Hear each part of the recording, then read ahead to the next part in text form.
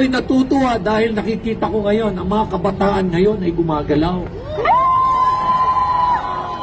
And I hope na dapat, wag lang, itong kampanya, itong krusada na ito, hindi dapat matapos lang ng 6 na buwan, isang taon. Dapat tuloy-tuloy po ito dapat.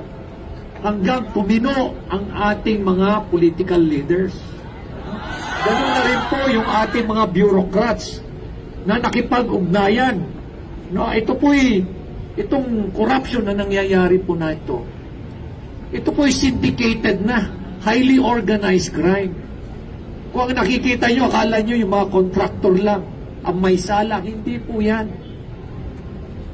May sala ang contractor, may sala yung mga involved dyan sa mga infrastruktura na proyekto, hindi pa yan.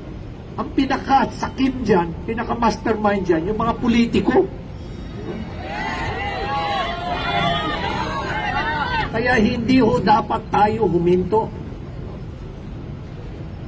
Dahil ito'y laban ho natin para sa kabataan, laban din ho natin to para sa ating bayan. Kaya dito sa Baguio, pinapayagan ko po ang social activism.